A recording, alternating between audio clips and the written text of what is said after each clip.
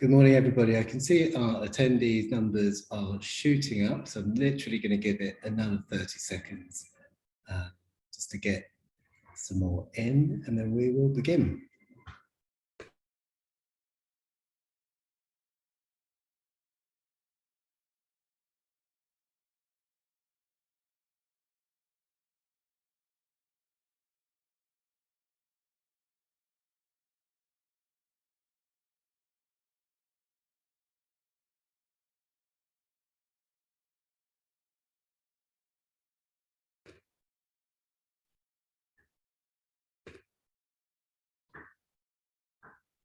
Good morning, everybody, and welcome to this behaviour change briefing from Claremont, Co-Design in Practice.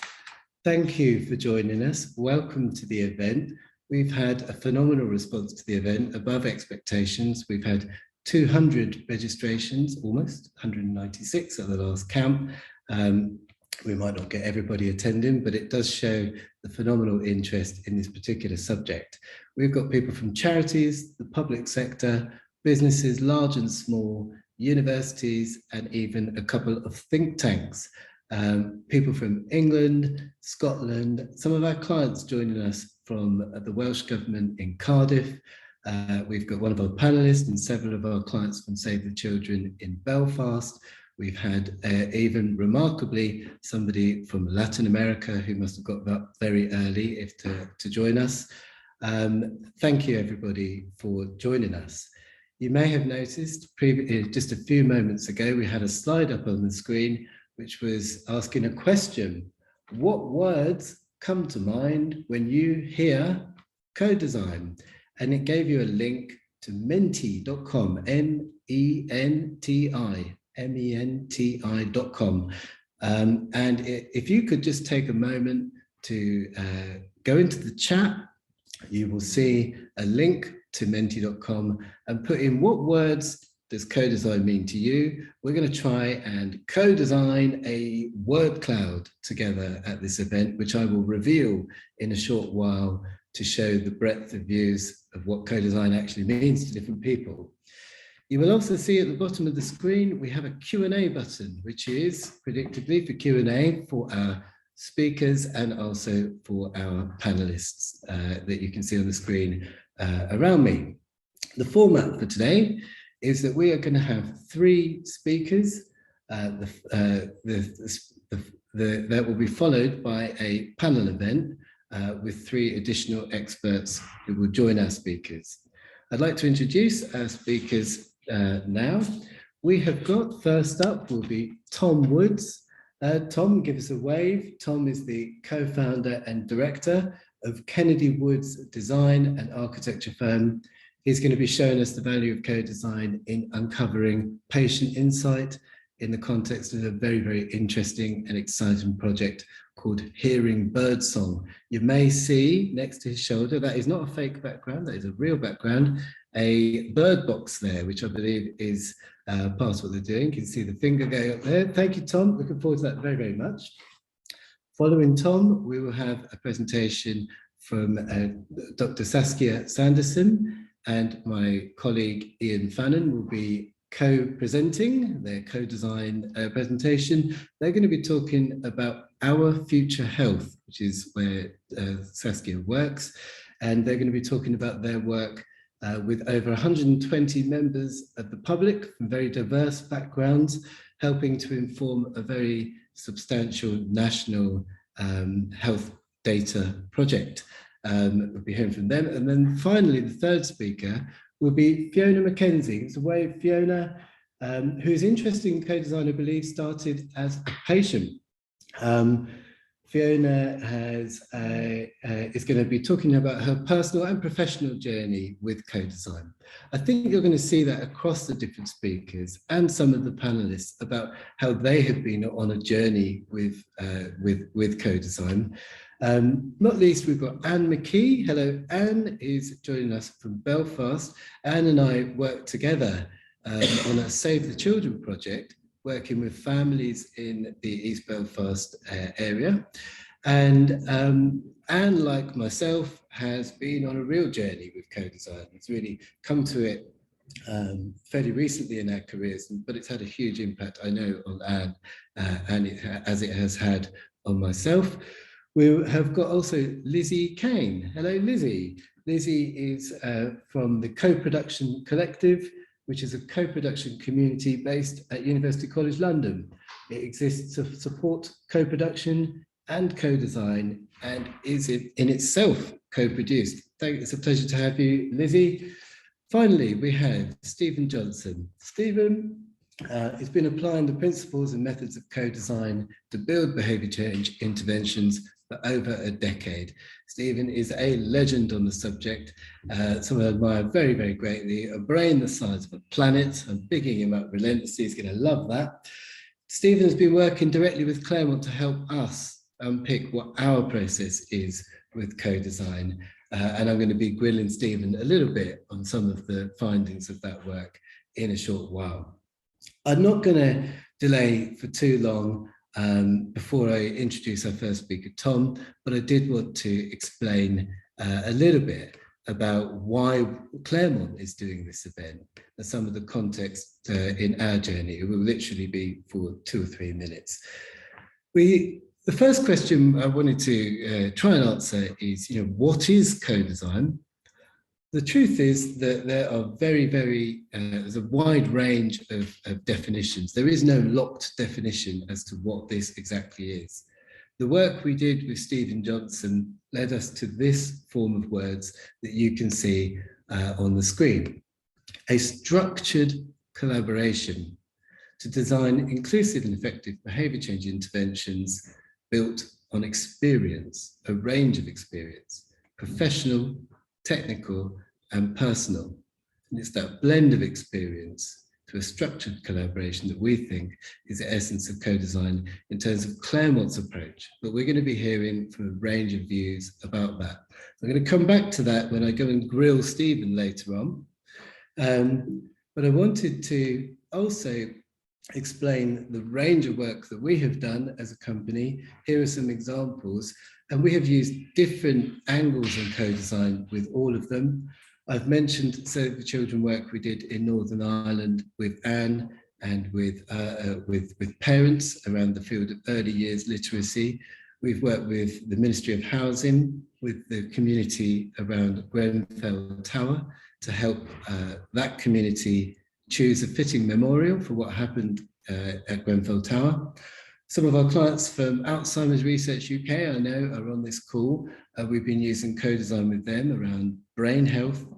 Most recently, during the pandemic, I worked with my colleague, Emily Davis, on a domestic violence campaign where we used co-design with perpetrators, which in itself had its own challenges. Finally, on the right there, we've got Our Future Health, which was to do with health data and importantly about consent with that health data, which we're going to be hearing about in a moment. Finally, before I hand over, I wanted to get a little bit into why bother with co-design, because co-design is not easy. It's unpredictable quite often. Some would describe it as knobbly. It's not something that is very linear and smooth. So why bother? Well, for us, we think there are 4 important things that co-design gives us. It helps with insight, to get really under the skin of what's going on, with ideas and innovation that are relevant and actionable, to help us move beyond outcomes to actually how can we make an impact with the work and reduce risk. And finally, critically, and something that's going up the agenda for so many organizations at the moment, co-design can help with inclusion, making sure that a range of often less heard voices are included in the design and implementation of new initiatives and new work. So for us, for all these reasons, co-design has become a cornerstone of our practice and is something that we are defaulting to. There needs to be a good reason not to do co-design these days with the work that we do at Claremont. I've said enough. I'm delighted to introduce our first speaker. This is all very technical. I'm doing my best. I'm going to make those mistakes. Tom, would you go take off your mute, please? And over to you to share screen and begin your first presentation. Over to you, Tom. Thanks, Ben. Can you see my first slide? And we can hear you and see the slide. Go ahead. Wonderful. Thanks so much. All right, here we go. Just a very, very quick introduction to myself. As Ben said, my name's Tom Woods. I run an architecture practice called Kennedy Woods. We're based in the Bussey building in Peckham, which some of you might know. Unusually for someone in my position directing a firm where we are, I'm actually, oh, let's see if this works. I'm actually not an architect. Luckily, my sort of long-suffering business partner is. These are the self-portraits we drew for our mums, aged 5, on our tea towel. We've known one another since then. We've grown up together, and you know, Chris was the best man at my wedding. We're now business partners for 8 years.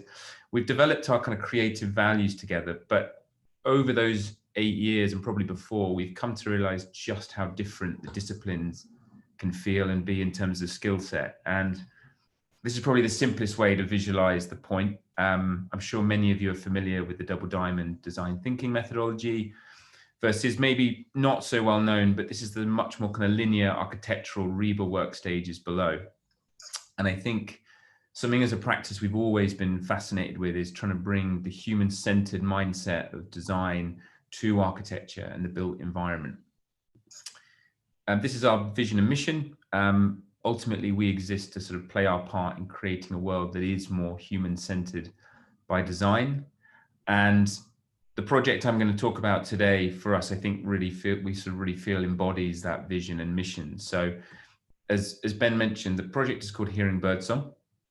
I'm going to talk about the co-design process, but I felt it's useful to just give a couple of minutes on the project itself and the outcomes, just to give a little bit more context. So the project is self-initiated and self-funded. Our aim is to improve society's relationship with the health of their hearing. This is the key insight that has driven the project forward. And of the 12, I mean, it's fairly staggering, but of the 12 million people living with age-related hearing loss, 9 million of those are currently undiagnosed. And the research into the knock-on effects of this as it's developing is unbelievable, with links between hearing loss and increased dementia, social isolation, loss of work, etc. And our key focus for the project is, in terms of a design solution, we're aiming to humanize pure tone audiometry testing. And we want to do this by building something that's aspirational, something human-centered, and ultimately inspires action and intervention with those 9 million people currently undiagnosed. In more practical terms, we want to engage users with their hearing health using the sounds of birdsong and the natural environment. So this diagram illustrates the concept in its very, very simplest form. We've taken a selection of pure tones experienced during pure tone audiometry, and we've replaced these with the songs of recognizable British songbird. These songs have been digitally, we work very closely with the Dyson School of Engineering with their team of technicians they've given us. And the songs have been subtly altered digitally and compressed to actually only occupy a very, very narrow range of frequencies. And these are then played over a sort of rich, immersive forest soundscape. And we aim to say ultimately that if you're struggling, for example, to distinguish the song thrush over the sound of the forest, this could be an indicator of hearing loss within a very specific frequency range. In this case, 3 to 4 kilohertz, but this is the whole cast of the experience. So we have 5 birds, each with their kind of allocated and corresponding frequency ranges. We pick them very carefully in terms of the song of the birds, the frequencies they already occupy. We wanted to make the actual digital alteration process as sort of subtle as possible to retain the quality of the bird song. And I'll put a QR code up at the end of the presentation that'll allow you to scan and listen to an early prototype of the soundscapes. You can experience that. As Ben said, I've got one behind me, but the experience currently is delivered via a series of our bespoke birdhouse speakers in semi-public spaces. This is an activation in the Helix Centre at Queen Mary's Hospital. And I think by contrast to the old hospital wards, our intention is to create an environment that is tranquil, inviting, and universally accessible to anyone to come and experience and reflect on their hearing health. That's a bit of a whistle-stop tour of the outcome of the project to date. I'll talk a little bit about future plans, but I'll talk now about the kind of co-design process that led us to this outcome. So our journey started at a design innovation sandpit. This might be a format people are familiar with, but the event was hosted by Imperial. There were 80 or so stakeholders brought to the event to discuss challenges experienced by those with hearing loss. And the real joy of the event was just how broad the range of attendees that came to the event were. So we had practitioners, ENT surgeons, audiologists. We had about a 50-50 kind of professional and patient split at the event. You can see there the sonographer just tucked behind me. So there was kind of hearing loops installed into the space and with a sonographer present to make sure there were no barriers in terms of that communication. And it was an amazing event. It was initially a little bit fast and loose. People were just there to kind of congregate. There were kind of exercises to get people brainstorming in certain questions. But gradually the conversation turned to the issue around testing and a question of why we have one attitude towards getting our eyes tested and maybe another to getting our ears tested. The tests we have for our ears are fantastically accurate, but there are just barriers to engaging people with their hearing health, primarily social stigma and user hesitancy. And that's the type of problem that we're looking to address in the project. And understanding the complexity of these, of the problem was ultimately what the sandpit was all about.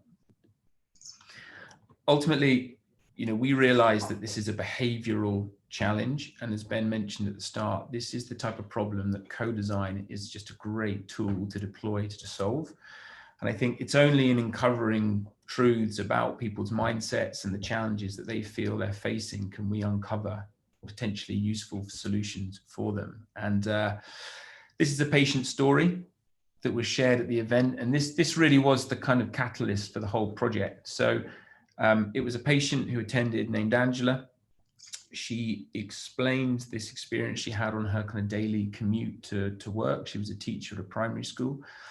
And she realized walking through this kind of familiar forest, this kind of short spell of forest between her and her work, it was when she realized she couldn't hear the bird song on that walk that she realized that her hearing health was slipping to where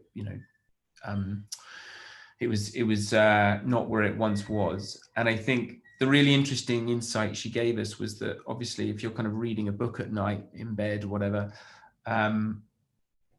you get such kind of live feedback to the health of your sight, but hearing and the loss of hearing is just so much more of a gradual process. And this moment where she realized she couldn't hear the bird song was just it was the kind of intervention she needed to then go through the process of seeking professional help. So we kind of pitched at the event.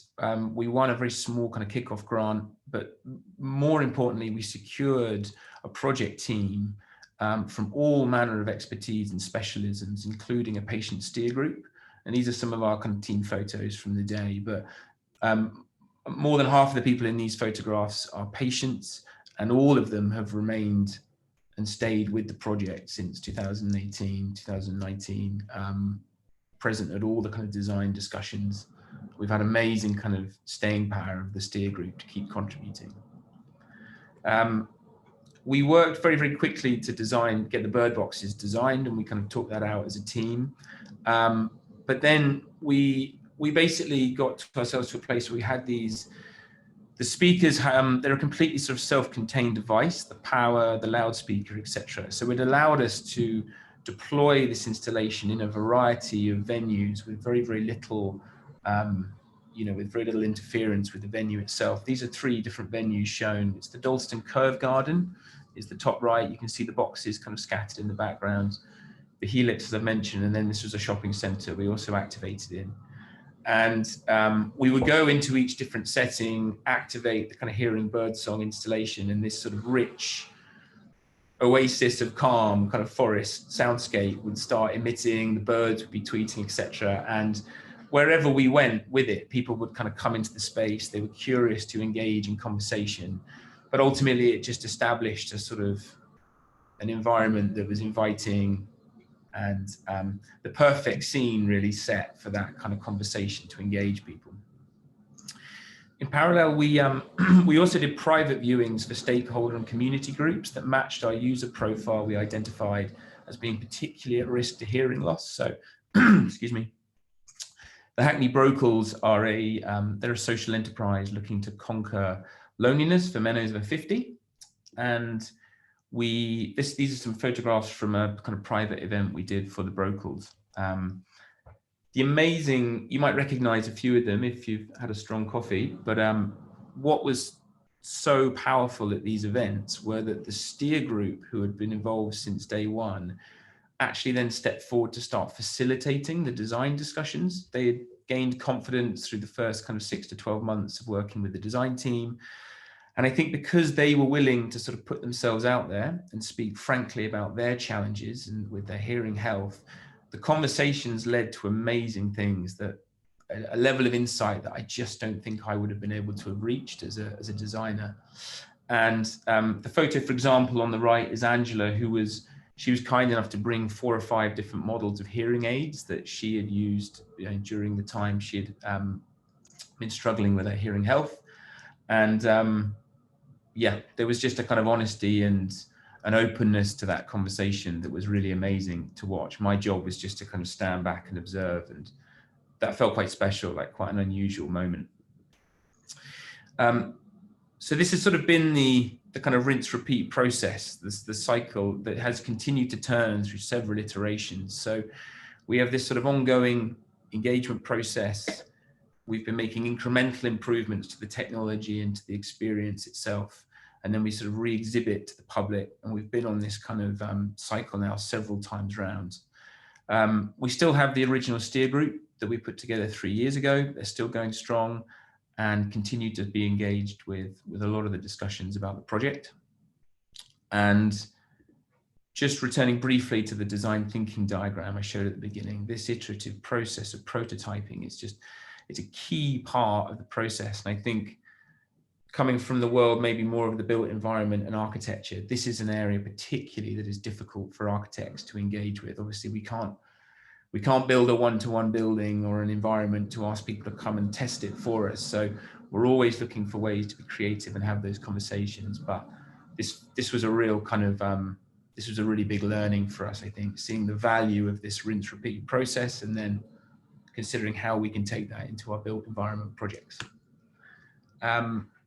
Just quickly on how we've continued through the pandemic. The World Health Organization gave us a small grant to digitalize the experience. Obviously, it was difficult for us to be, well, impossible for us to be inviting people to public spaces. We wanted to embody the spatial quality of the experience. So Dyson unpacked this snazzy tool called a 3D binaural spatializer, which I don't know if people might have heard of this technology before, but it allows you to create a 3-dimensionality to the space, not only in stereo, but also on vertical axes. So you can create these amazingly immersive experiences. So again, I'll put that QR code up at the end for people to have a quick listen to that. Make sure you do it with headphones. You'll hear things such as thunderstorms will roll overhead, rain fronts will come in, etc., as the birds continue to sing. So it's quite an amazing prototype. And now just a quick kind of snapshot of the future. So we've been kind of in this repeat prototype and iterative phase now for about 24 months.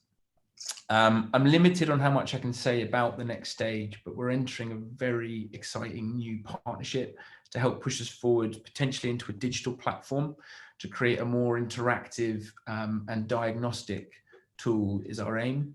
Had this talk been in 3 or 4 weeks' time, I could probably give a few more details, but it's all moving in a very, very exciting direction, and certainly absolutely guided by the kind of co-design and engagement process we've been through. By way of a very quick summary, these were sort of opportunities and challenges I wanted to throw up. I'll be quick because I'm about to nudge over my 15 minutes, but primarily like mitigating blind spots as a designer has been the kind of key part of the process. We've recruited this steer group that's been with us through thick and thin since day one.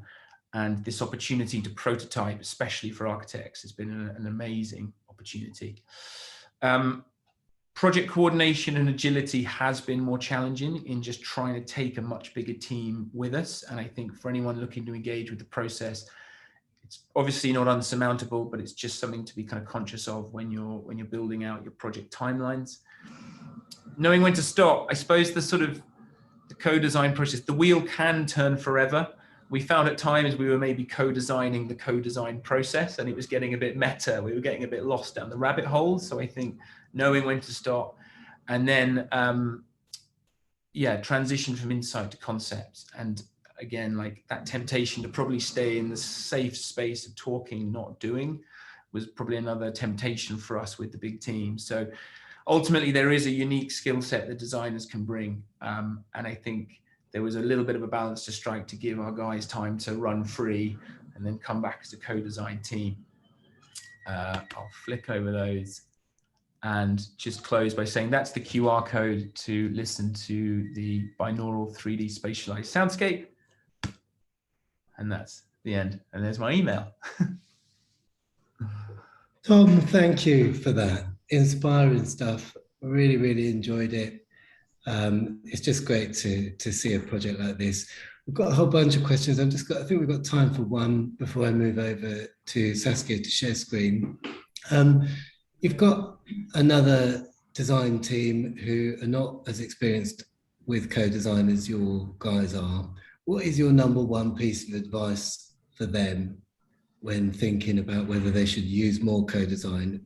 What would be your first piece of advice to them on their approach? I think there's probably a few ways to take that question, whether it's maybe to think about how to monitor the process or actually how to deliver it as a practice.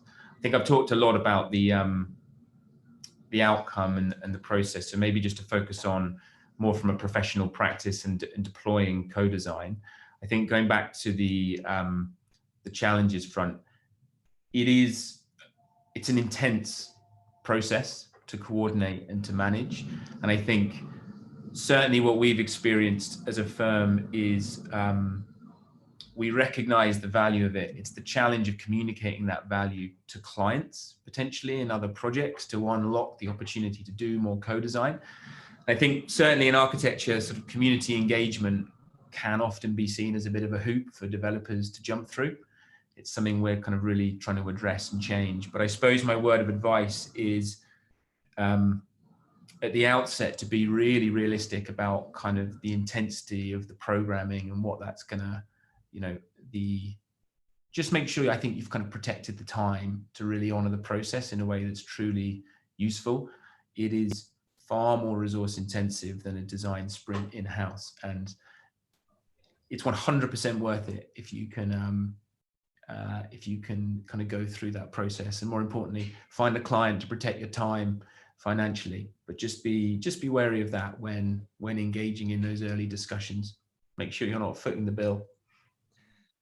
Thank you, Tom. I really appreciate your candor. We're going to move over to Saskia's presentation. If you'd like to, they've got your screens come up there. Over to you, Saskia, without further ado. If you're on mute at the moment, Ian, if you want to come off mute, and go ahead.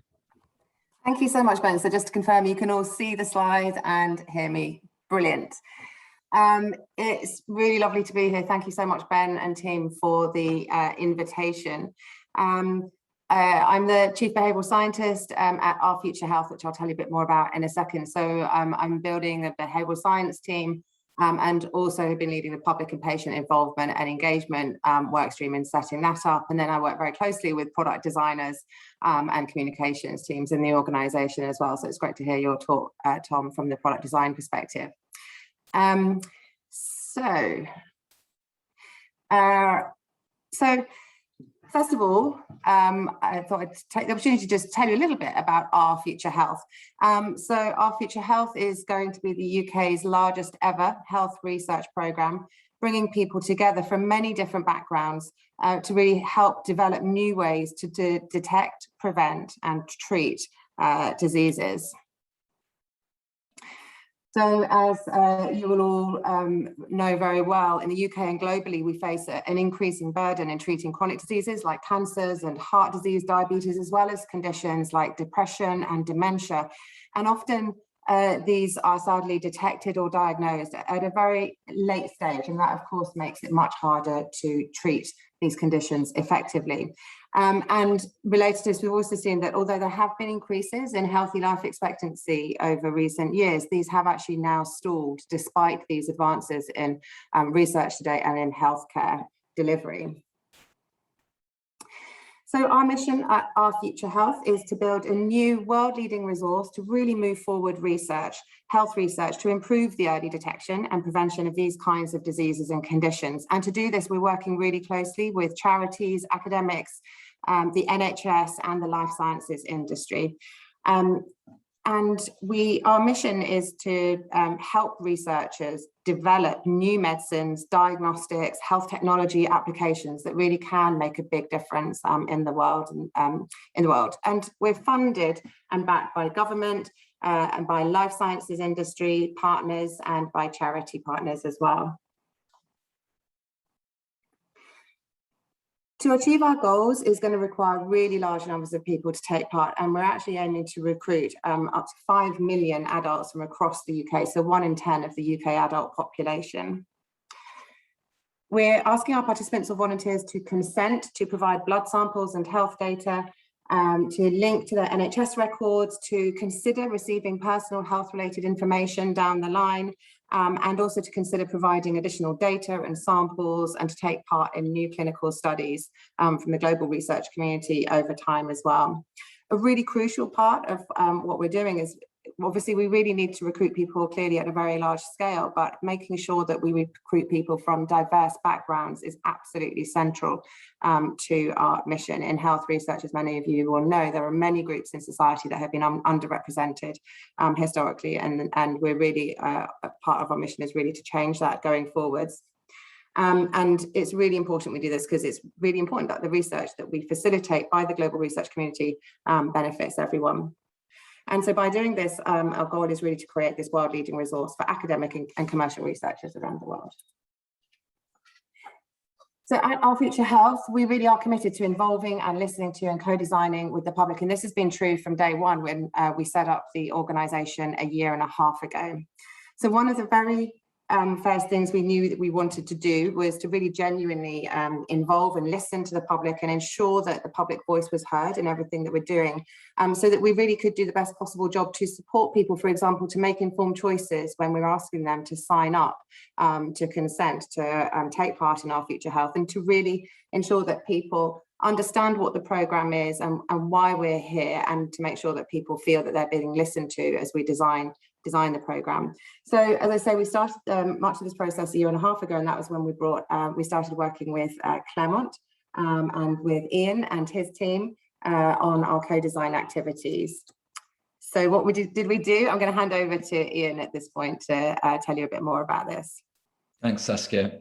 And hi, everyone. I'm a director at Claremont, and I vividly recall my first conversation with Saskia. We were about a week into the first COVID lockdown. The world around us had gone a bit mad. And I was in my kid's bedroom, turned makeshift home office, and being told about this really quite extraordinary project, and feeling quite blown away really by the scale of the challenge. And my first thought was, before we can even begin to involve the public on this project, we first need to work out who we need to speak to. This was not straightforward, given that to recruit about 1/10 of the UK adult population, we would need to attempt to reach pretty much every UK adult, and ensure in doing so that we were hearing from often underrepresented voices. So communications agencies are normally a bit allergic to briefs that try to speak to everyone, but in this case, the need was legitimate. So to break the audience down and ensure we were hearing from a wide range of viewpoints, we considered multiple segmentation options, looking at the challenge through 2 main lenses. Firstly, a behavioural and attitudinal lens, and also a demographic lens. And we identified 4 segments based on their propensity to engage with the project. So 2 early adopter segments, an early majority segment, and a skeptic segment. And then we identified 3 segments representing the most populous underrepresented groups, so people from lower income, South Asian and Black backgrounds. And these segments informed how we recruited to all our research. So the public involvement and insight work we did with Our Future Health was really quite comprehensive. We used a range of methodologies, and that work broadly fell into these 3 categories. So firstly, we did research and co-design work to inform the scientific protocol for the project, including asking views on the role of industry funders and the recruitment channels to be used. We did a lot more research and co-design work to develop the participant information and consent materials, including written, graphical and audio-visual content. I'll come back to that in a moment. And we did a series of cognitive interviews as well to inform the development of the questionnaire that sits at the heart of the project. And to support all of that work, we also conducted interviews with stakeholders and healthcare professionals, and separately, separately from the work we were doing, Our Future Health also consulted a wide range of expert academics, and also further public user testing was done by a digital agency on the online content and user experience. So we're going to focus this presentation on the most substantive co-design element of these, which is the work we did to develop the participant-facing content. So how did we co-design on this project? Well, co-design was a central element of the project, because we knew that to ensure we created content that met the needs of the diverse range of audiences we were trying to speak to and address the potential barriers to participation, we would need to develop it iteratively. And while there was no natural constituency of people who were already invested in this issue who we could just go to and ask them to take part, we were able to recruit co-design groups of people who became highly engaged in what the project was trying to achieve, while retaining a healthy balance of skeptical voices and people representing groups who would be less likely to take part. And we designed the project in such a way that we valued their experience and input equally with the expertise and experience contributed by ourselves and the subject matter experts, Our Future Health, as well as their academic colleagues. But it's also important to mention that our co-designs were not our only source of input. So we separately ran focus groups to generate early insight from a very broad range of voices, and used behavioural theory as well once we'd done that work to inform our approach. And then after the co-design work, we also conducted depth interviews with the respondents who had not been previously exposed to the project, to test the material that had been produced through co-design, to offset the risks of groupthink and of losing a fresh perspective over time. So on to the next slide. These are our co-designers. And over the course of the project, we established 3 separate groups of co-design groups, each with 8 people, and we used a recruiter to ensure that they matched our audience segments. And given this work began in May 2020, at the start of the pandemic, we ran all these sessions over Zoom, which was quite a new way of doing co-design for us. But overall, it worked quite well, and I'll come back to some of the learnings connected to that in a moment. Each group met around 5 to 6 times. The first group helped us with the initial work to develop the written content, and the other 2 groups helped us develop the creative material. One of those had a much bigger skew towards underrepresented and skeptical segments than the other. We reimbursed all the participants for taking part, and offered a bonus payment at the end of a run of 4 sessions to encourage people to stay with the process. Claremont facilitated all of the sessions, and Saskia attended all of them, initially mainly as an observer and later in a more participatory role. We usually find that co-design, as with co-design, as your group gradually loses its fresh perspective over time, it can gain a more nuanced, informed perspective. And we certainly found with this project, by session 3 or 4, our participants were often able to make contributions that were really carefully weighed up. And I would say that more than any previous co-design project we've worked on, I was really struck by our group's ability to grasp and consider highly complex subject matter, and identify weaknesses or gaps that we'd missed. So we really saw the value of their contributions. So yeah, so what did we learn? We're just going to give you a really brief snapshot of the kinds of things that we learn in particularly in some of that sort of insight phase. So the first thing we learned was that when we talked to people about their motivations, why they might get involved in a project like Our Future Health, there were 2 clear themes that emerged. The first primary motivation was actually altruism. People really did want to help others, take part, to help future generations, to help their communities, to contribute to something with a bigger meaning. And then the second motivation that was absolutely there as well was some people were quite motivated by the possibility that they would get personal benefit from this. And often that was linked particularly to their thinking about a particular health problem that they themselves or a family member had. And actually really often people were motivated jointly by wanting to help others, and also the prospect that they might get some personal benefit down the line through the sort of receipt of personal health information via the project. In addition to asking about motivators, we also obviously explored what are the barriers out there to taking part in Our Future Health. And 4 overarching themes emerged. First, time commitments. Obviously, some people just felt that the practical barrier of simply not having enough time to give to the project presented significant challenges. There's no financial incentive, no monetary incentives. And for some people, they felt that that would put them off from taking part. Third, the involvement and motives of funders. For some people, the involvement of stakeholders like the government and industry raised a lot of questions for them and caused them major concerns. And then lastly, data security and privacy. Many people were just really super concerned about this. And for some, that was such a concern that they really had a hard time thinking about actually considering taking part in something like this. So although the concerns were sometimes substantial, actually the perceived benefits did outweigh those potential barriers. But more importantly, many people really just wanted to know enough information to feel that we were being transparent with them. And as long as they felt that we could answer their questions and meet their information needs, then this was the really key thing that they needed to understand. So to quickly run through some of the themes that emerged here, people did have detailed questions about their data and their samples, including where is it going to be stored, who's going to have access to not only my data, but my contact details in particular. Some people wanted to know more about what organizations specifically are going to be involved and very specifically why they're involved.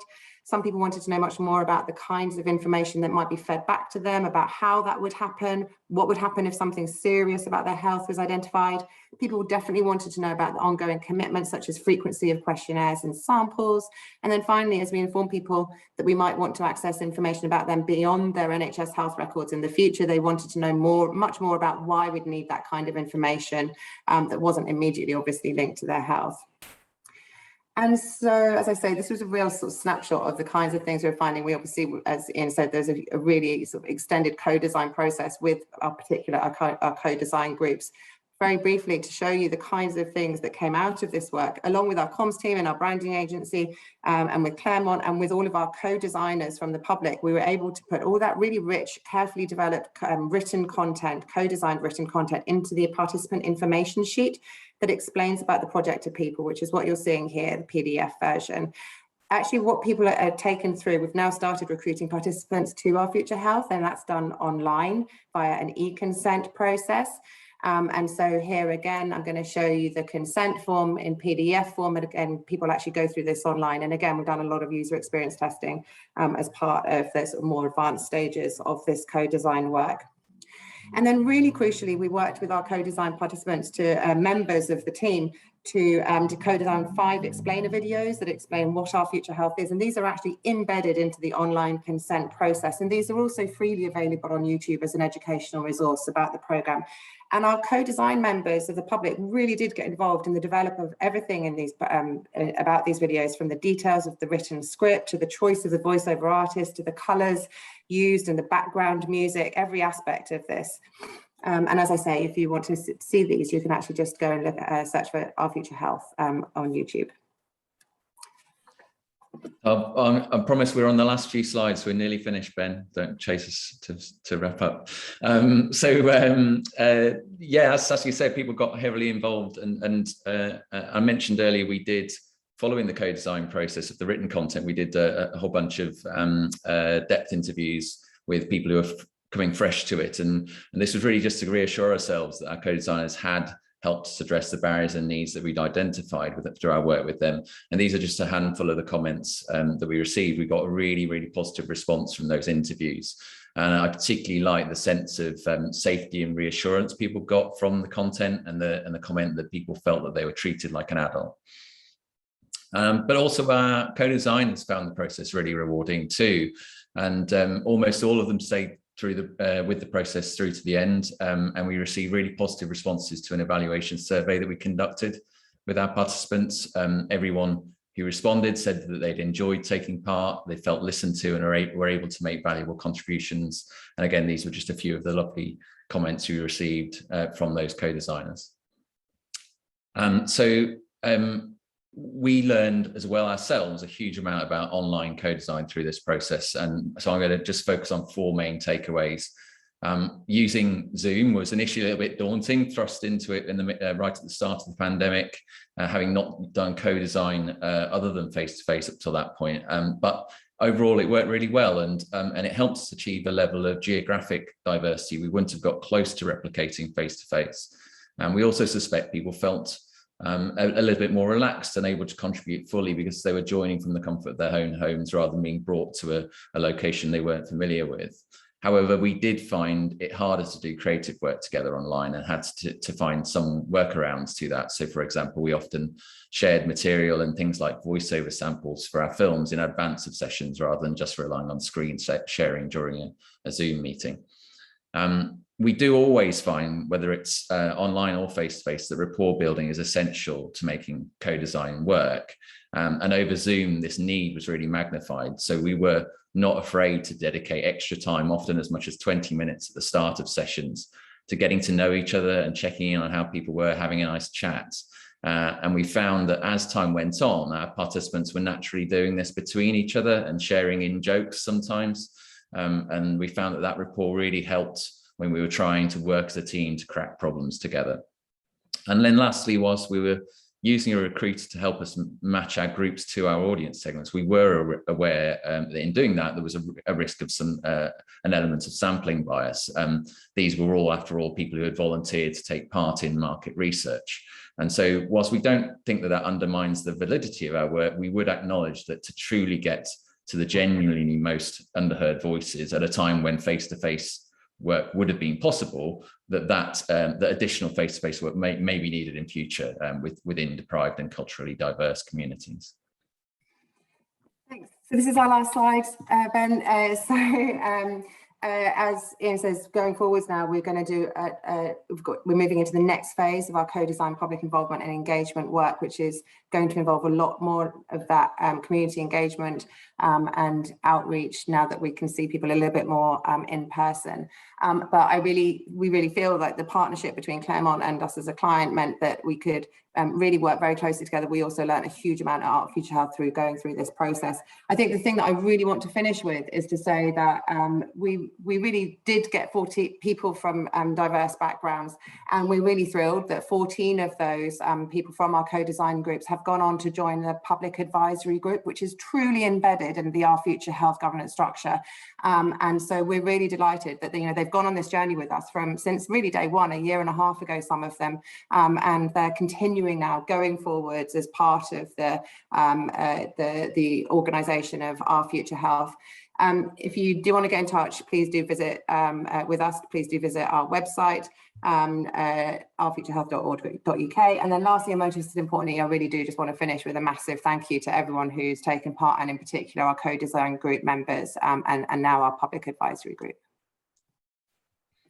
Thank you, Saskia. Thank you, Ian. That was amazing. Really appreciate it. We've got a lot of questions. I've been wading through them and getting some help from colleagues on that. Some of the questions are about Our Future Health specifically, and I'm going to leave those in the chat and ask Saskia and Ian, perhaps you'd like to answer those directly. But there are other questions there which are more about the process and about the use of co-design, which I'm going to focus on. I'm going to do that annoying thing of asking two questions at once and then, see what happens. The first one is around the payment of participants, the use of reimbursements and incentives and so on. How did you manage that? What was your approach to that? Any thoughts on the use of reimbursement, compensation, incentives? The second question, which is kind of connected, maybe, is about further expansion on underrepresented groups. You've mentioned in the last slide, I think, Saskia, that you were really happy that you did get some good representation, but how can we do better on that? Any thoughts on were there challenges related to that? So payments, underrepresented groups, that's what I wanted to really ask about. I'm just going to send that. Saskia, would you like to start, or you can bat it over to Ian if you like? Yeah, sure. So let me start with the second part of that question, actually, about the how can we do a better job of involving and engaging with underrepresented groups. So these are people in society, groups in society that we're just often not hearing from in health research. It's a real challenge, because if they're not coming forward for health research or we're not doing a good enough job of reaching them, through the means that we've been using over in the past, then it's also likely that we're not going to do a great job of bringing them into the sort of co-design process as well. So I think, I mean, you know, as Ian said, for this particular co-design work, we worked with a recruitment market recruitment agency. I actually think they did they did do a good job, a really good job of bringing in people for this part of the co-design process from diverse backgrounds. I think going forwards, we really are going to be we're setting up a diversity inclusion advisory group with people who are from community leadership roles, from community engagement activities, from community centres, as well as people with expertise in engaging people, actually trying to think outside the box, like really going to all sorts of different disciplines and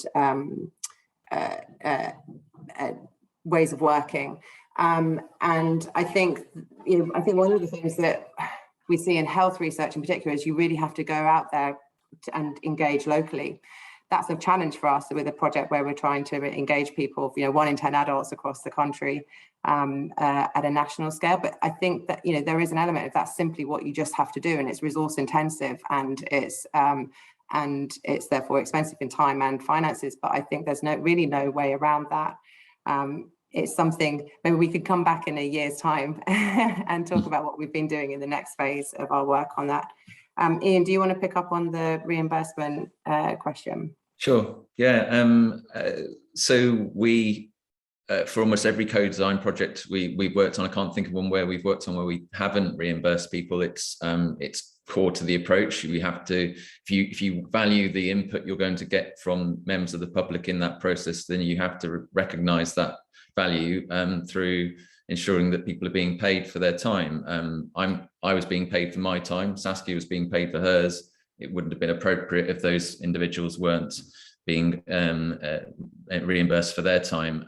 So we structured it in such a way that we agreed a fee per session. But as I mentioned earlier, we also then, to encourage people to stay with the process, we also offered a bonus if they're at the end of a run of 4 sessions, which was well received. I don't know if there's anything more nuanced in relation to reimbursement that people want to ask, but we take a similar approach to most of the co-design projects we do.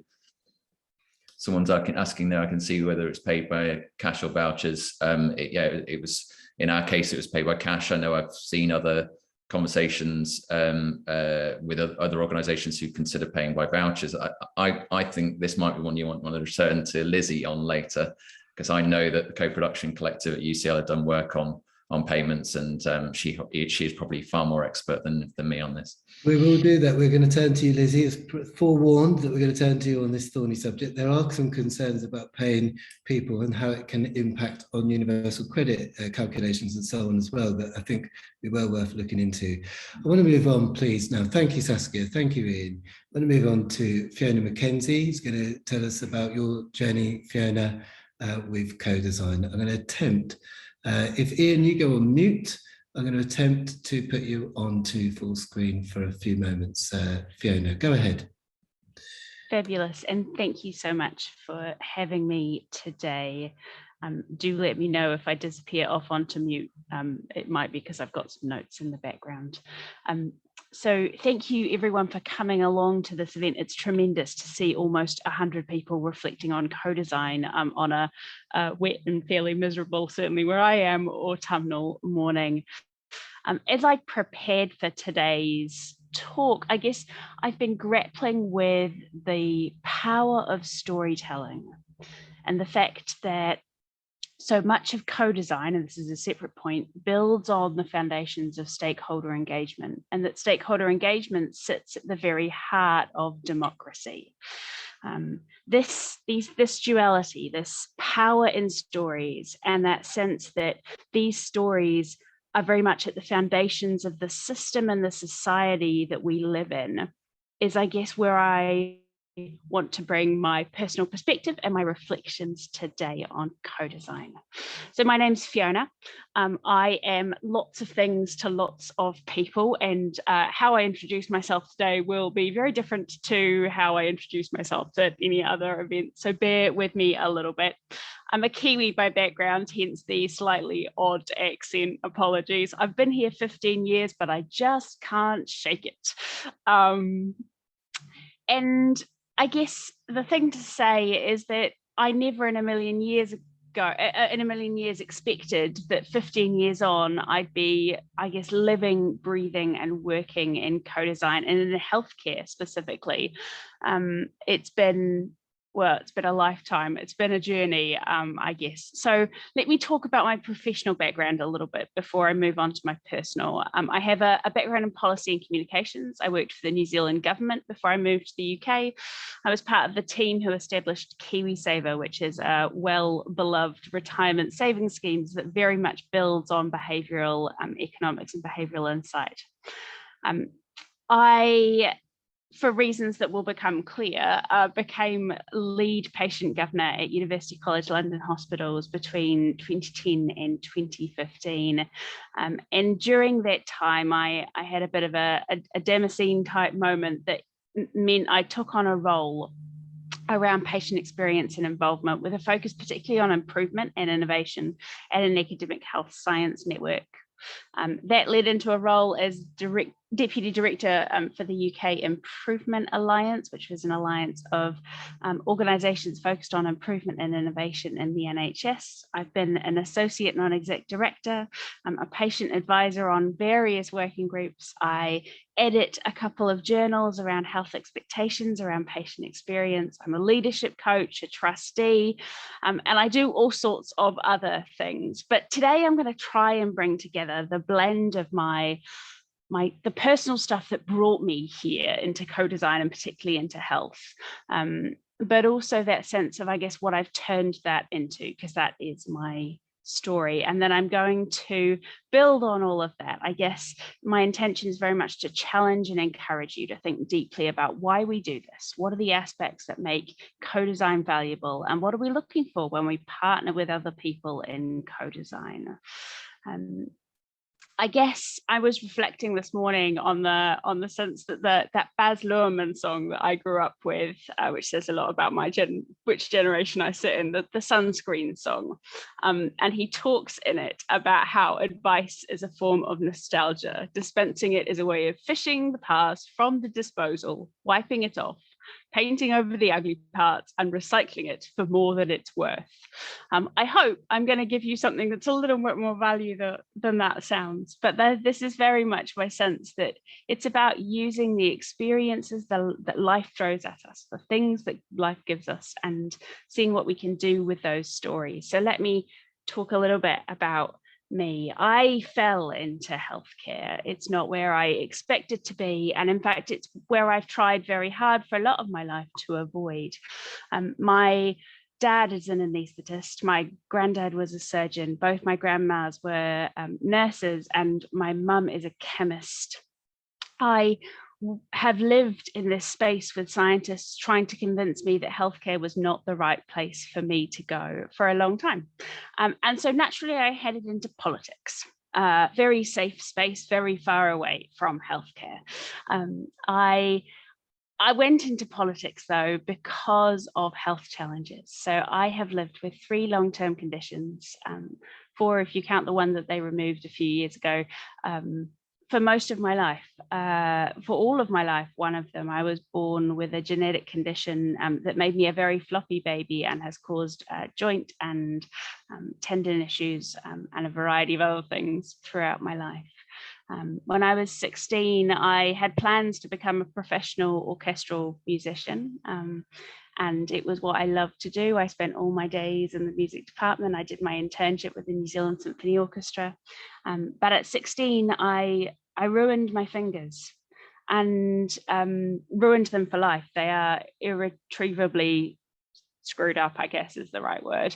And so my instruments were taken away, and I was kind of left at 16 to try and find what I could do with my life. And a well-timed intervention from my principal happened at that moment, and he provided me with the opportunity to get involved with the council, who were looking for young people to co-design some of their youth development work. They were particularly interested in ensuring that whatever they designed for the young people of the city that I grew up in focused very much on the needs and wants and requirements of young people, and that it had young people at the heart of it. And I got involved and ended up leading, I guess, that work for the better part of 2 years while I finished off my high school. My music career was never forgotten. It is still very much part of who I am, but I don't play. I get to listen instead. And I took up politics. I took up youth advisory work and eventually graduated from the City Council to the Ministry of Youth Development in New Zealand, where I helped advise on the youth health strategy and some youth employment strategies. It was a fascinating time, and I really enjoyed the opportunity to get involved, to use my experiences to reflect on what it meant to be a young person growing up in New Zealand, and the experiences of the people around me. We had conversations about jobs, about our health, about our lives at school. And so I was able to take those conversations and turn them into reflections that were useful for other people, that recycling of experience. But I don't think I ever expected to really turn that into a job. I moved into politics, as I said, and worked in New Zealand for a while, and then realised that in order to escape New Zealand politics, I was going to have to move to the other side of the world. And so that's what I did. I came here 15 years ago. And in some respects, that is the beginning of my significant health story. I got very sick about now, I guess, 13 years ago, 12 years ago, with a long-term condition that had probably just been undiagnosed for a decade or so, that had been slowly eating its way through me.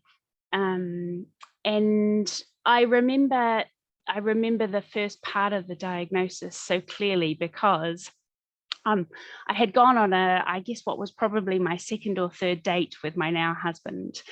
We went to see Star Trek at the cinema on a Friday night, and we had a lovely evening.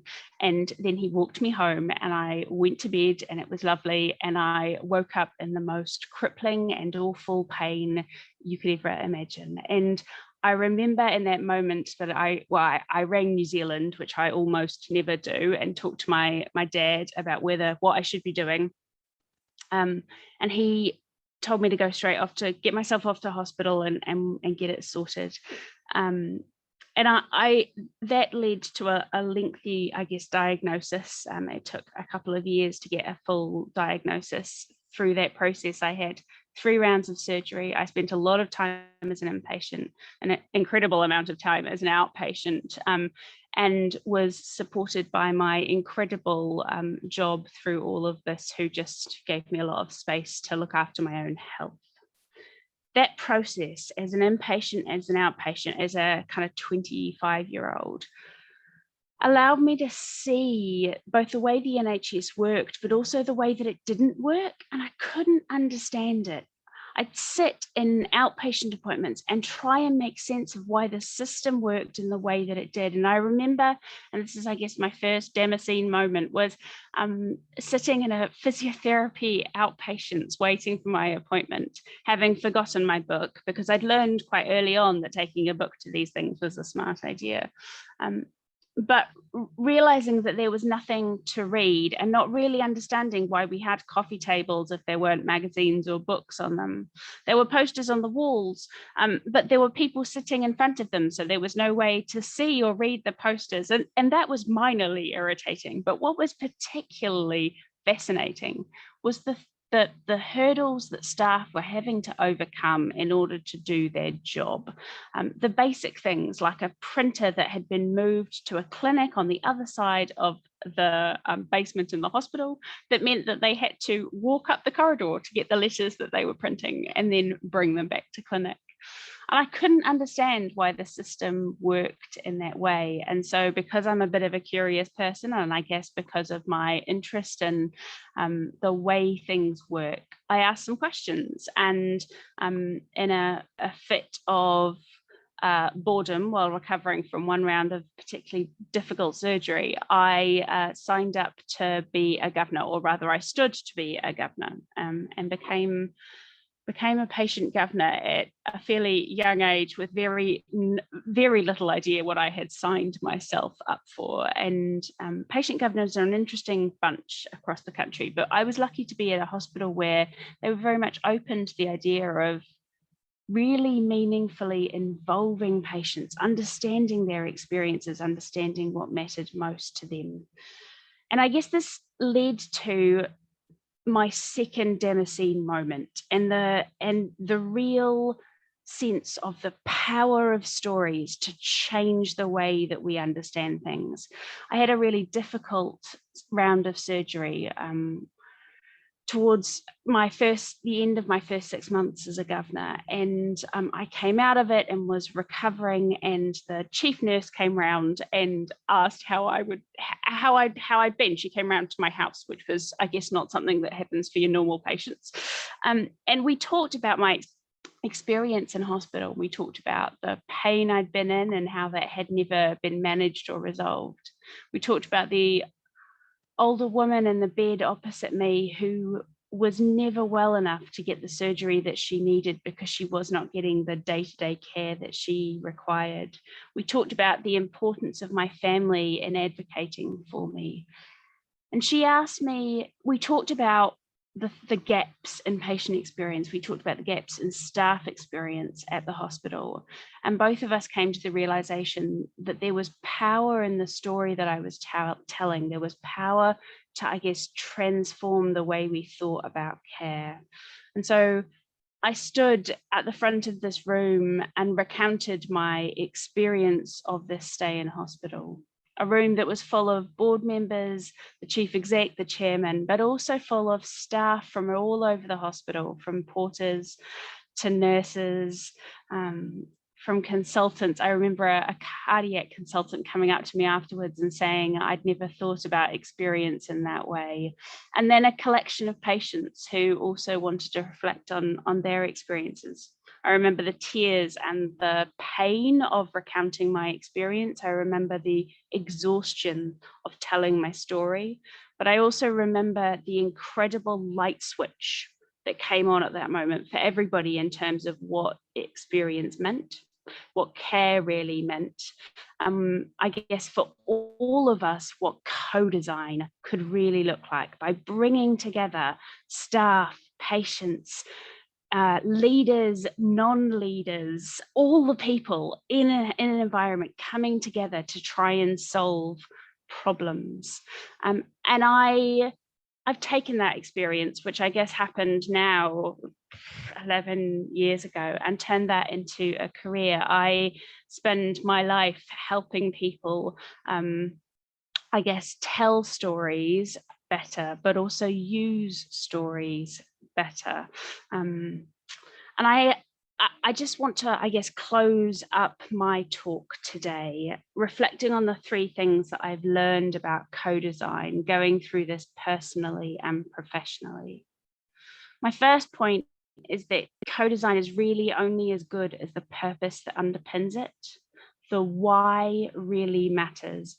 Ben at the beginning referred to why bother, and I guess the importance of thinking this through, that sense of what are we aiming to do, not just through the co-design, but also overall. How are we able to explain what we're doing to the mum in the street? Are we clear about the purpose of the work and the purpose of the co-design in the work? That focus helps us be clear about the insights that we're trying to draw out. It helps us to engage the stories that might empower change. It's about seeing co-design as a process, not as the outcome. And I know that I'm building very much on what Tom, Saskia, and Ian have all said here. The second point I guess I want to make is building off the National Institute for Health Research's definition of of involvement. And it's that sense that co-design is designing with people, not to them or for them or about them. It's with people. What are the aspects that make co-design so valuable? Is that co is the essential part. We're working with people in equal partnership. Both sides bring expertise. I bring both the expertise of my lived experience, but also decades in stakeholder engagement, in comms, in policy. I bring a raft of skills that aren't just the skills I use in healthcare to manage my own care throughout my life. You should be thinking about what genuine partnership looks like for you, because that is how co-design should feel. And I guess this is the time to mention something that we've all mentioned this morning, that sense of there are voices that are so easy to ignore. There are voices that aren't mine, that are incredibly important in terms of the way that we shape healthcare, the way that we shape public services, the way we shape design more broadly. And that comes to thinking about who are the people that you need to engage in this? Who are your people? I loved that segmentation, the breaking down the audience is really helpful. And all of this ties back into that purpose. I guess the last point I want to make is that co-design is about building on the knowledge, the skills and experiences of the people who use services. It's an asset-based approach that emphasizes what I bring to the table, as well as the needs I have. I was reflecting as Saskia talked about that burden on healthcare, and I am part of that increasing burden that was referred to. I'd love not to be, but I am. I have 3 long-term conditions, and it's rare that a month goes past where I'm not talking to a consultant or a GP about one of my conditions or a change in symptoms or something like that. And I am getting better at managing my care. But in order to really meaningfully co-design, you need to see me not just for the burden that I am, but for the expert that I am in managing my life and in managing my treatment and managing my care and in knowing what matters most to me. I'm going to make decisions based on what matters most to me. In lots of things, I'm more of an expert than my GP, and they will absolutely readily admit that. There are lots of times when actually the expertise of consultants is required for me to have a good expert to expert conversation. I guess I've learned 3 things as well. You can plan and prepare very well, but in the end, a diverse group of people with complex needs and behaviors and life experiences turn up to co-design, and that changes the plan. Health and healthcare, that the field that I work in, can be such an emotion-filled subject. People have strong feelings, respected and acknowledged. It's so much more than being human, but that definitely helps. We've talked about this morning already, but we need to go to people where they meet, reach out to those easy to ignore groups and organizations, find them, engage them where they are. And lastly, and this is almost where I'll stop, respect is fundamental to all of this. Treat people as you would want to be treated. Co-design is about widening and diversifying the group of people who get to tell their stories, the group of people who get listened to. On that basis, how can anyone argue that it doesn't add value to the work that we do in terms of designing services and designing products in the society that we live in? It's been my pleasure to talk to you this morning. I help people tell their stories better and use stories better to drive improvement and innovation in public services. Thank you for having me. Thank you, Fiona, for that inspiring talk. Really enjoyed it. Thank you ever so much for being so candid about your experiences. I'd like to now just show you the results of the Mentimeter. That is the co-design that we've been doing together with our 80 participants, or 80 attendees, I should add. I'm going to try and share the word cloud so you can have a look at the answer to the question that we posed, which is, I believe, what words do you think of when you hear CoDesign. Can you see that on the screen all right? What can we see? Oh, look, it's shifting around. People are putting more words as we're speaking. Right square and center, the biggest word is clearly collaboration. It is flanked by listening, together, partnership, and inclusive.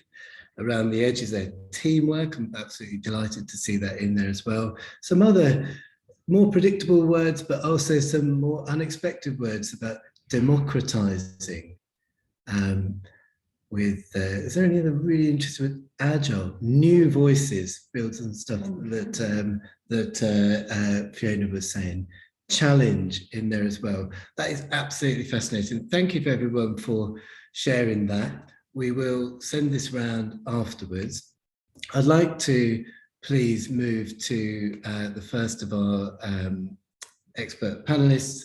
This is Anne McKee. I mentioned Anne at the beginning. It's someone that I worked with in Belfast for our work with Save the Children. If you want to bring yourself off mute now, please, Anne. And I just wanted to start with asking you a question, Anne, that you've mentioned to me before, which builds on what Fiona has been talking about.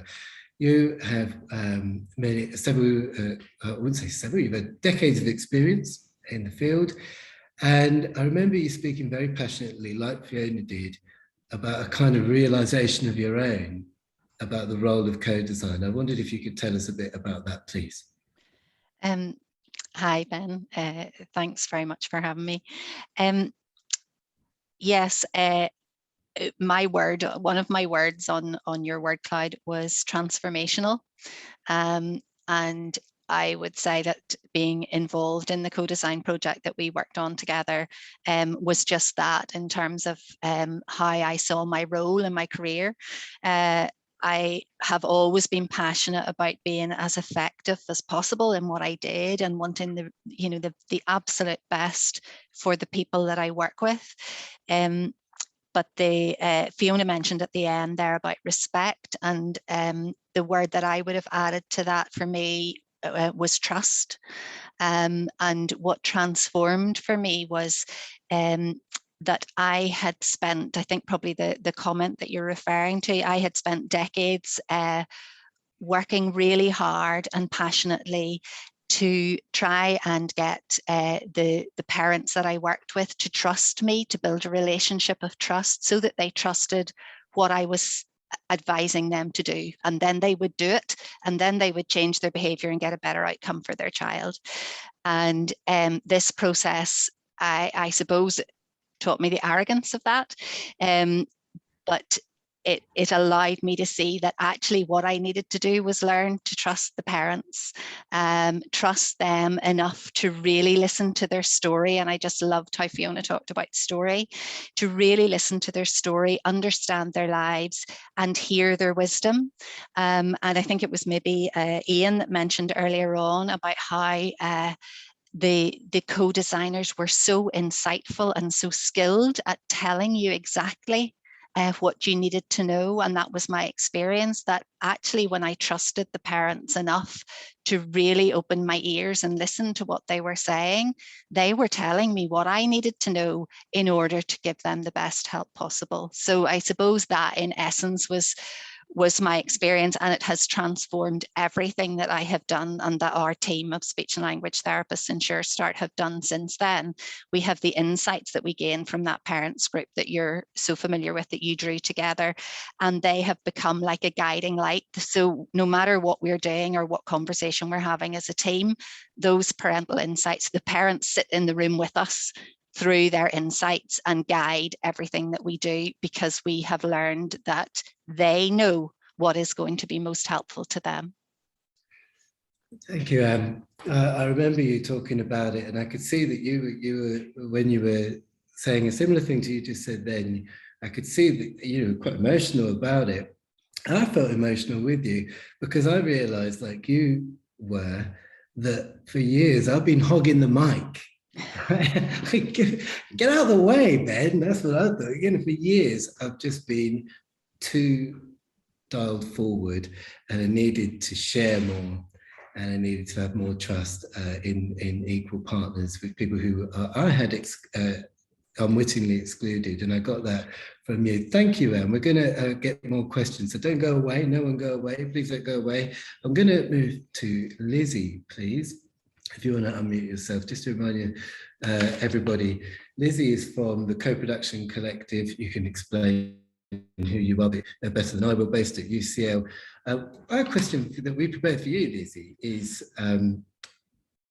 when is co-design not co-design? You have clients, same as we do. Are there times where you have to say to a client, you've stripped back this quite a lot now. It's kind of lost its shape a little bit. It's no longer co-design, and you have to sort of challenge them a little bit on that kind of thing. I'm going to segue into, have you ever experienced co-design wash? You know, like greenwash. Have you ever got into that? Over to you. Yeah, great question. I think it all goes back to kind of what everyone else has been saying today. It's around your values and your approach. And co-production and co-design is a way of being. It's not a simple method that you can just follow, and it will go all over the place. And it's hard, actually, sometimes to put it into place, especially when you are working to a budget, to a timeline, and there's not a lot of flex in there. Things can go kind of in a different direction than was originally anticipated. And yes, we have worked with people who have, you know, started out with great intentions, but either not had the skills or the time or the resource to kind of do it as meaningfully as they should do.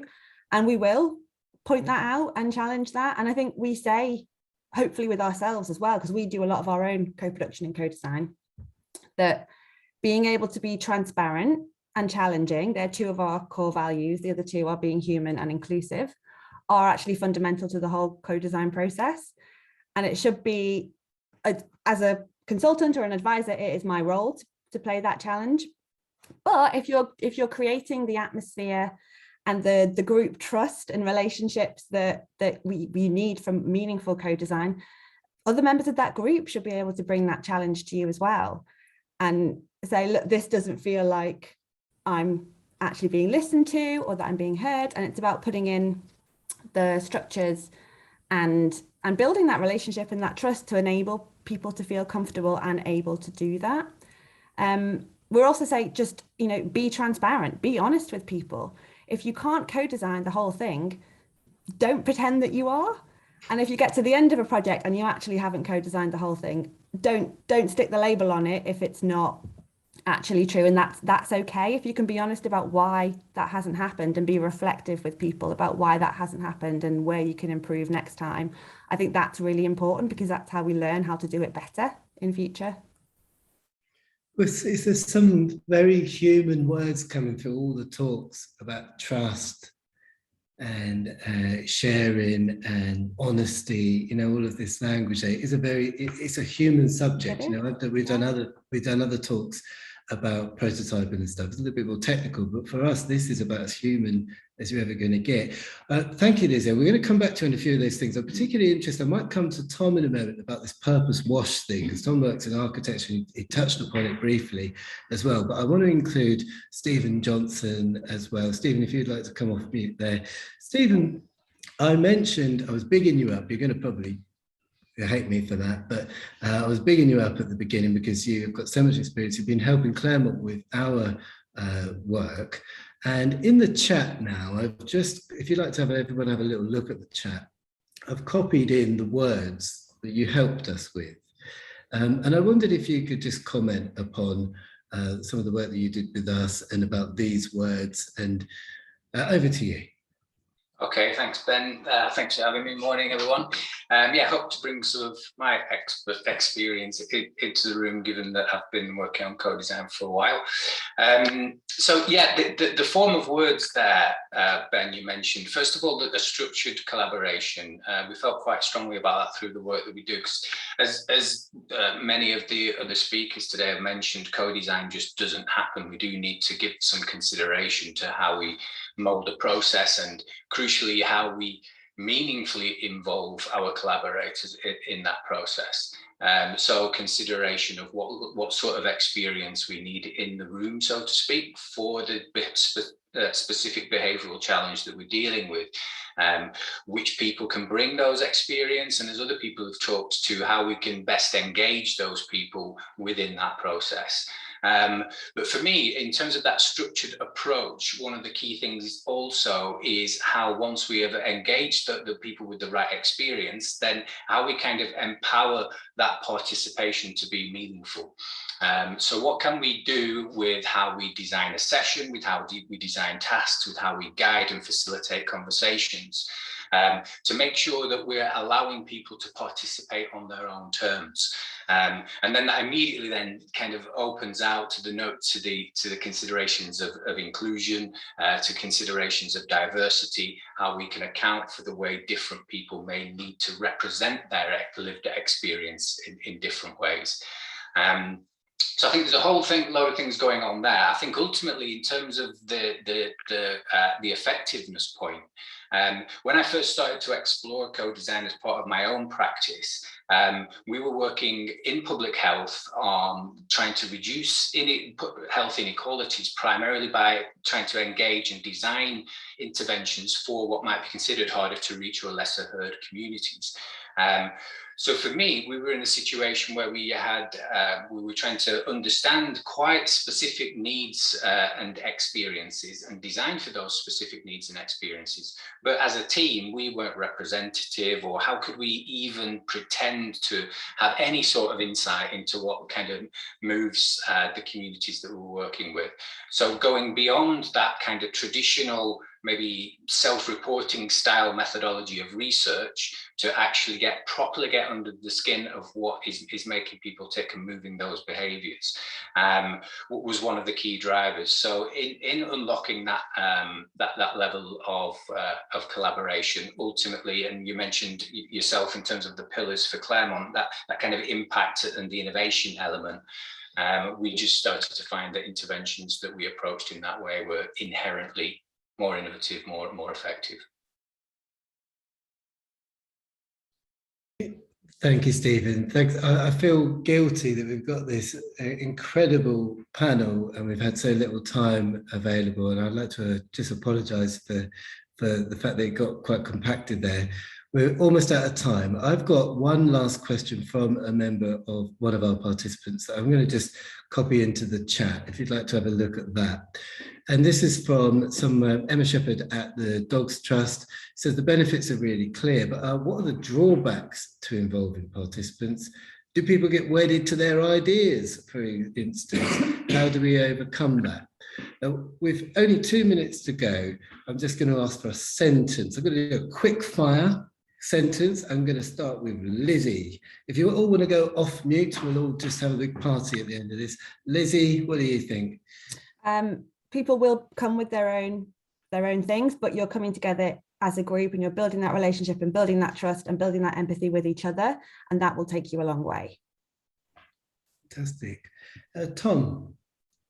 Yeah, in trying to facilitate a creative conversation, it's always important to identify whether you're trying to diverge or converge on a problem. And I think if you're encountering friction where people are holding their ground too firmly, just always set out those rules really clearly and make it clear what kind of mode of thinking you're engaging with. I'd say 99% of creative conflict happens as a misalignment between the two. If people aren't quite sure what I mean, just Google the double diamond design thinking process and it'll sort of explain things with a bit more time. That's very kind of you. Thank you, Tom. We're going to flip. Anne, would you like to say anything about this point? Just that relationship and clarity of vision and shared vision, I think for us certainly went a long way in helping manage any of those, people holding on tightly to their own view. Thank you, Anne. I can see Ian's off mute. Ian? I don't see drawbacks to involving participants. I just think, as Fiona said, that these people have lived experience that we need to hear, that we don't often hear. So I don't see a drawback in involving them. But the challenge with co-design is, as Tom said earlier, protecting the time to honour the process and to do it well. So that would be the main thing I would urge people to give consideration to. Thank you, Ian. Fiona. Yeah, I'm going to make two cheeky points. So the first, I think, is that conflict is essential to collaboration, that it drives the conversation onwards, but there is a point where it does become unproductive. And at that point, focusing people on the purpose, why they are there, what you're all there to do, is essential and often gets round the conversation. Thank you, Fiona. Stephen? Yeah, as Ian said, no real drawbacks. I think one thing to be mindful of is that we go into a co-design process to work together. So in the sense that we don't want to just take at face value what our participants and our collaborators are saying, we need to be working collaboratively to understand what that means and how that gets translated into meaningful design artifacts. We're not kind of order takers going in there to take away those face value things and implement those. Thank you, Ian. And Saskia. I agree. I don't think there are any drawbacks, and I think that as long as the co-designers from all the different stakeholders group understand the process and why everyone is there, then I think it can work really beautifully. I will say that I don't think the conflict within the co-designers in the target audience is a particular issue. Often, actually, it's more from us as the other stakeholders in the room that we need buy-in from all of the other stakeholders around those co-designers, that everyone understands the role that they are playing with us in designing what we do. Thank you, Saskia. Thank you, all of our panel. We've had over 80 participants as well, and it hasn't been dropping off as we've been going. Maybe that's a proof point that we must have been doing something right. I would like to acknowledge my team here, Emily and Michaela, who've been behind the scenes. I'm pointing to them, they're over there. They've been making sure it all goes well. I would like to thank the tech gods for all of this stuff that's kind of working. I'm shocked at that. I can't believe that happened. And I would like to give a plug finally to our next event. I've put it into the chat. This is where my colleague Ian will be leading on that. It's specifically around cancer communications. It'll be in a month's time. It'll be of interest to some of the people here. We've gone 3 minutes over time, so I'm going to call it a wrap. Thank you, everybody. Have a great day and keep on co-producing. Speak to you soon. Thank you very much.